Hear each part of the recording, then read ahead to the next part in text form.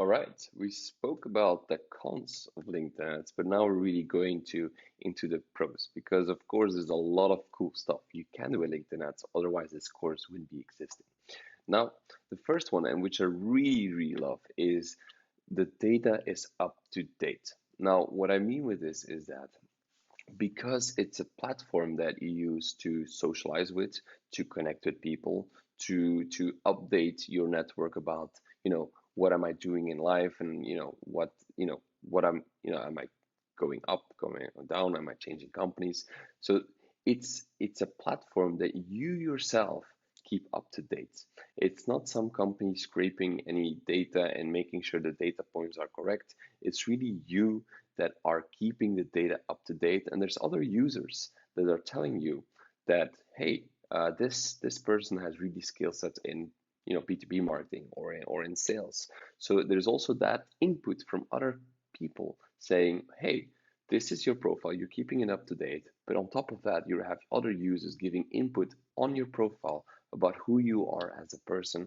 So that is one of the most key things, that the data is always up to date, which makes it super valuable to as an advertiser to be there. Now, the second thing is really the robust targeting. There is not a dispute that LinkedIn has one of the best targeting options you can ever find. Now, you can do crazy stuff like sector targeting. So if you want to target specific sectors you're going after, you've decided with your B2B marketing strategy that you're really going to go head to head to banking or into retail, basically. You're able to tailor all your ads and target on a sector level. And this is just one of them. We'll be walking through every single targeting possibility you have later in this course. But these are just one of the examples, just like company growth targeting. So do you want to target companies that are growing, but also maybe even companies that are downsizing? Let's say that you're selling services to how to downsize the company or how to save costs during, this pandemic. So if you really want to target people that are growing or even declining in growth, you can even do that. That's something that you won't find in any other platform. Now, talking about things that you won't find in other platforms is, for example, company size. This is insane. If you really if you have your B2B marketing segmentation based on company size or employee size, you're able to just segment out the company sizes you don't want to work with. So if you're saying, hey, we only work with companies plus hundreds, you can actually run ads to companies that have more than 100 employees, which is not something you can do on other platforms. And for example, which I really love, but we'll be deep diving later on, is you can target based on skills. So if you want to target, people based on payroll skills, if you want to know that, hey, I want to sell my payroll software, I'm just going to look for if you have payroll skills, and that's a perfect match. So of course there is Facebook has a lot of interest, and Google has intent, but on LinkedIn you can really match your targeting with the skill sets that people have to make that perfect match. Now, um, the interesting part is that if you really want to target upper scale, so if you really want to target companies that are 5,000 employees plus, or really these big as firms where you really want to go upper market, basically, that is not a single puzzle. You can just take a list of companies you want to target and run ABM campaigns or account-based marketing campaigns inside your LinkedIn ads. And we've talked about this before, but you have this. What I really like about the platform is it has this business mentality. You don't go to LinkedIn with just figuring out like, hey, I want to see cat videos. That's not something you go to the platform with. If you go for cat videos, or you just want to, rest your mind, and you want to stay up to date with your friends, you go to Facebook. But if you want to like connect with people, or if you want to stay up to date, but what's happening in the business world, you go there, you go on LinkedIn. So there's a huge business mentality that is at play, that want to learn something on the platform.